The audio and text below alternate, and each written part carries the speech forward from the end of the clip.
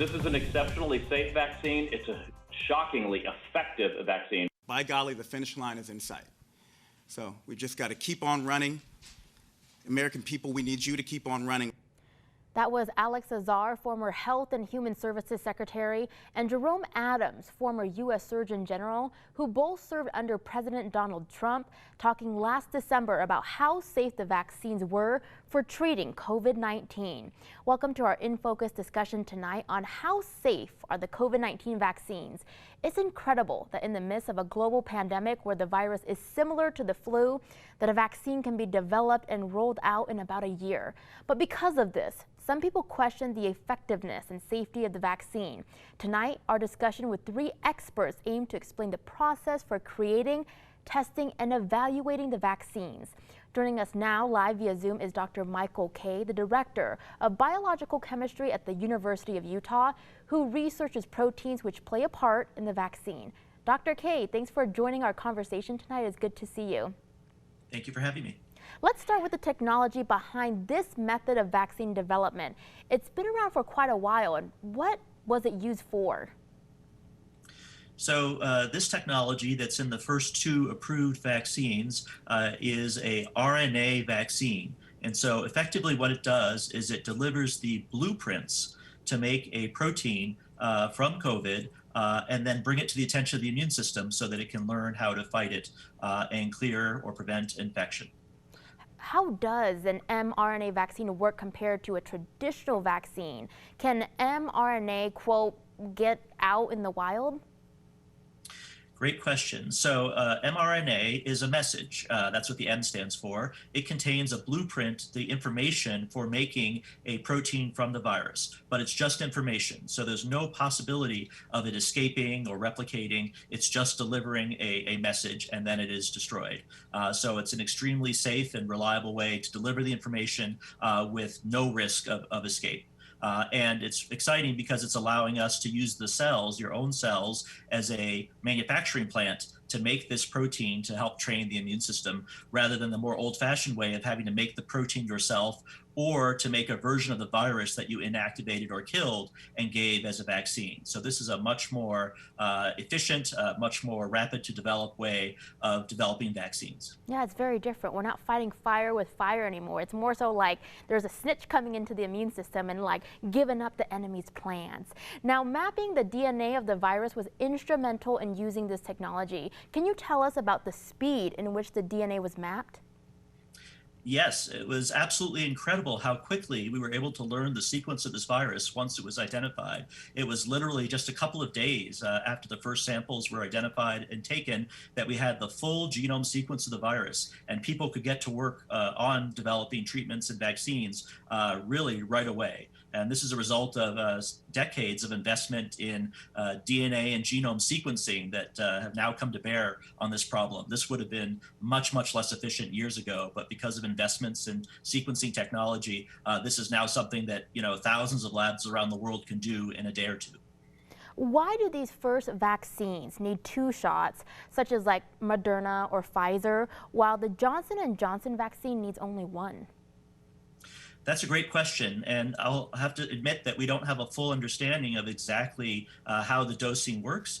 This has been the observation that was found in the early lab studies and clinical trials, that 2 doses were required for the highest level of efficacy. There is pretty good efficacy after just 1 dose of Moderna and Pfizer, although that's still being studied. But to get that really top level booster is necessary to further stimulate the immune system. Exactly why that is not so well understood yet and is continuing to be studied, but it has to do with how much exposure you give of this foreign protein to the immune system. How much attention does it grab, and how long does it last in the body to sound the alarm and activate the immune system? This is something that may change over time as we get more experience. I wouldn't be at all surprised if a year from now we're talking about additional boosters, for instance, if these vaccines fade over a long period of time.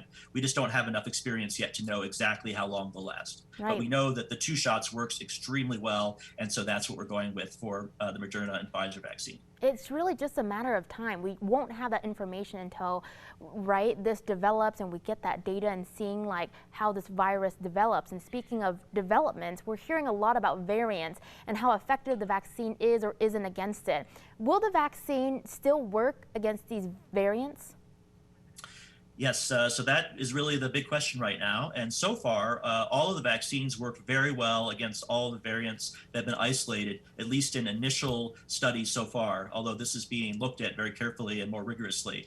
The concern is if we stack mutations on top of these mutations, over time, eventually the strain may escape the vaccine. But for the moment, the vaccines seem to be holding and seem to have a high level of efficacy even against the variants. And it's really important to keep in mind that what really matters is preventing hospitalization and death. And it seems like all the vaccines are still extremely effective, even against these variants. So they're still really good, although that could change over time. So there is a race to get as many people vaccinated as possible before these variants continue to mutate and new variants emerge.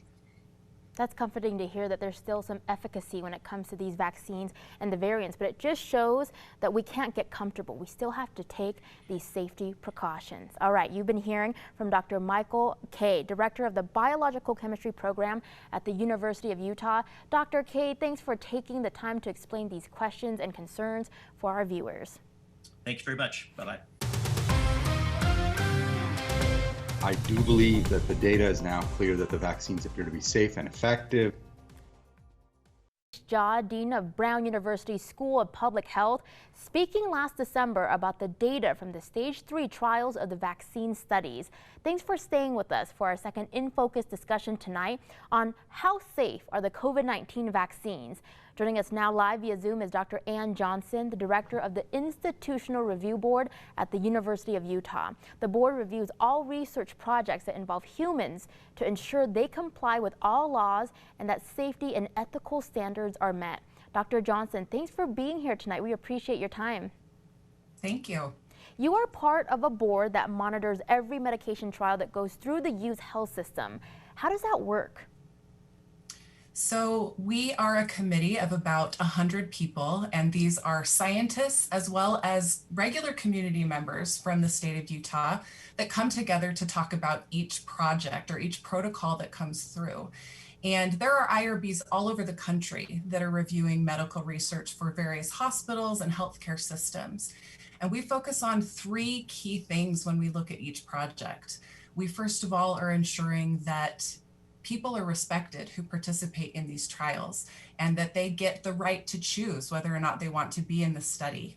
We also look at the risks and the benefits of the trial and try to get the risks as low as we possibly can, but also see the benefits as high as we possibly can. And then the last thing that we look at is this idea of justice and that we want to treat people fairly who participate in research. And so with these 3 things together, we're really trying to look at the ethical components of studies to make sure they're as safe and respectful as possible. That's reassuring to hear that there is oversight. Could you explain what happens during stage 1, stage 2, and stage 3 trials? Sure. So when we're testing a medication, it goes through these 3 phases. In the first phase, we're looking at a lot of safety and tolerability aspects, which means we're looking at how much of a dose people need to get. We're looking at the different side effects that can come through. And when we see that that's relatively reasonable, we head on into phase 2, which starts to look at more safety, more of the side effects, but also whether or not the medication can actually work to treat the condition or prevent the condition, as in the case of a vaccine. In phase 3, we're really expanding that to lots of people. Phase 3 clinical trials have many, many people enrolled in them to really look at how a drug or a treatment is working across a whole spectrum of people. That's where we learn the most about safety and the most about efficacy because we do have so many people in those trials. What safety measures are in place when someone notices that something isn't maybe working as expected during one of the stages? Is there a time when maybe a trial had to be stopped? Sure. So all of the side effects and the possible bad things that could happen during a trial all have to be reported. And the things that are most unexpected that we maybe didn't see in phases 1 or 2, we have to report those promptly as researchers. So the IRB is seeing those usually within 5 to 10 days after the investigator or the researcher finds out about them. When we start seeing too many side effects, or maybe the side effects we're seeing are really severe, more severe than we thought they would be, we have the ability then to stop a trial, either to put it on pause temporarily or permanently if we don't think it can be resolved. And the we here is certainly the Institutional Review Board, or the IRB, but also this includes the FDA, it includes study monitors that are looking at particular studies, but also the researchers. Any one of us can stop a study when we feel that that needs to happen. There's another possibility for stopping studies as well, and that's when you get into the middle of the study and you find out that the treatment really isn't working. In those cases, there's not really any reason to keep the study going because we're not seeing any of those benefits we would hope to see. And so there are many studies that can close for that reason as well. Dr. Johnson, we have time for about one more question. This is the big one we want to get to. What have you seen during your reviews of the COVID-19 vaccine trials, and what leads experts to believe that it is safe? Sure. So as Dr. K had mentioned earlier, all of the development of the current vaccines has followed some standard processes, some scientific processes there. And all of the vaccine trials that I have seen and read, they look very similar, and they're not using any new science that we wouldn't expect. So it feels pretty normal to the IRB as well as the medical community. So nothing that I have read or seen leads me to believe that these vaccines are any different than the vaccines that we're already getting for other viruses. All right, about 30 seconds left. I want to address vaccine hesitancy. What would you say to people who are afraid of taking the vaccine, or are there any safety concerns that you would like to refute or maybe put to rest? I think for me, the key to feeling safe in these trials is, and to get these new medications, is to talk about it. Talk with medical professionals you trust. You can also reach out to your local IRB, which the University of Utah's IRB is one of those. And we can help talk you through the different trials that have gone on and things you may be concerned about. As Dr. K mentioned, these were developed very quickly, and they did go through very rigorous processes across the country to make sure that they meet the current standards for having safe vaccines. And so I'm really impressed at how quickly we were able to get it done, and in such a precise and accurate way. Good closing words. And I think, just ask your doctor, hey, did you take the vaccine? And what did you think of it? How did it react to you? So yeah, you've been hearing from Dr. Ann Johnson, the director of the Institutional Review Board at the University of Utah. Dr. Johnson, thank you for your time in helping us understand the medical trial process. Thank you. The problem that we need to be very aware of is that with all vaccines, what we study in tens of thousands of people gives us a really good idea about basic safety. But it doesn't tell us what could happen at very rare levels, say 1 in a million, 1 in 500,000. We're not going to know that for months. That was Dr. Andrew Pavia back in December, talking about extremely rare cases where the vaccine could have a negative effect on someone getting the shot. Welcome to our third and final In Focus discussion tonight on how safe are the COVID-19 vaccines. Joining us now live via Zoom is a person you just heard from, Dr. Andrew Pavia.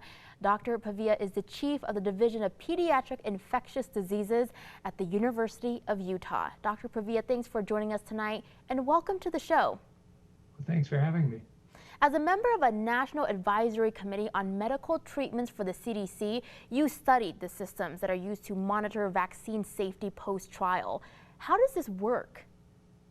So, this is a very important phase of learning about safety. We now have 35 million people who've gotten the vaccine, and we need to keep learning throughout it. And so there are a number of overlapping systems. It's a very redundant system where anyone who has any side effect of any note can report it, or their doctor can report it. These pick up things that may or may not be related. So then there are systems that look at large numbers of people who've gotten the vaccine, haven't gotten the vaccine, to compare the rate of certain problems. Let's say people develop a neurologic illness. Is it more than you would expect? And then there's a brand new system that's really pretty exciting called VSafe, where 21 million people so far have signed up to give reports every day on their cell phone via text message of any side effects they're experiencing after getting the vaccine and or any serious medical problems they've had. So in a very rapid period of time, we've gotten a very good handle on the safety, not in the tens of thousands, but as the vaccine's gone into millions of people. Now, what are you seeing in the data about the COVID-19 vaccines? Well, it's been remarkably good news so far. These are not vaccines that are without side effects. Everyone, I think, has heard about the sore arms, the muscle aches, sometimes fevers, sometimes fatigue. There are definitely side effects that can people anticipate. These tend to last a day and go away. What's really good news is that we haven't seen anything that's serious or life-threatening except for the allergic reactions that you may have heard about. And we now have a pretty good handle on those. They occur in between about 2 and 5 people per million who get the vaccine. And so far, they've all been easily treated.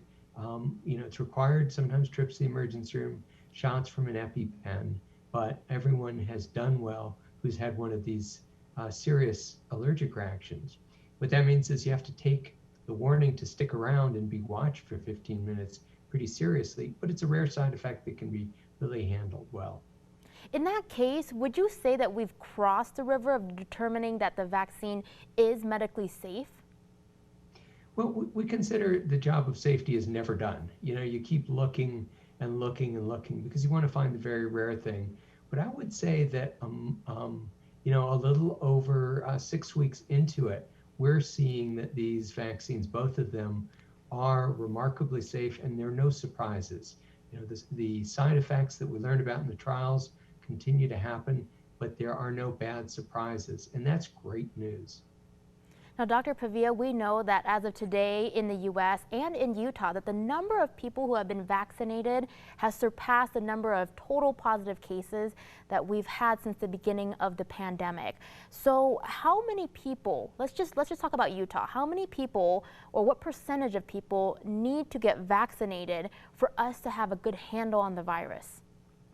Well, you've heard the term herd immunity, and it's not really a specific point at which everything goes away. But we think that we have to get about 80 to 85% of people have to have immunity from being infected or having been vaccinated for the virus to really come under complete control. And we think that about 20% of people may have been infected so far, ballpark. So it means that about 50 to 60% of Utah adults are going to need to get the vaccine. And that means that we need to get about 1.5 to 2 million people to be vaccinated. We're well on the way there. The major thing that's slowing us down is supply, and that should be improving soon. Dr. Pavia, we have about 30 seconds left, and as our last guest in this segment, I'd like to give you the final word. Anything else, any other information you would like our viewers at home to know tonight? Well, it's really great that this is a very safe vaccine. But what you have to weigh it against, even if it weren't so safe, is this is a very deadly virus. It's already, killed 450 million Americans. And so even if the vaccine were not completely safe, it would still be far better than getting the disease. But we're lucky. We have highly effective vaccines that are very safe. The side effects can be annoying, but really, folks, you can deal with them. Get your vaccine as soon as it's your turn. I do think that the short-term sacrifices is definitely worth the long-term gain when it comes to this vaccine. All right, you've been hearing from Dr. Andrew Pavia, Chief of Pediatric Infectious Diseases for the University of Utah. Dr. Pavia, again, thank you for making time to help us understand what's going on with the vaccine. Well, thanks for having me.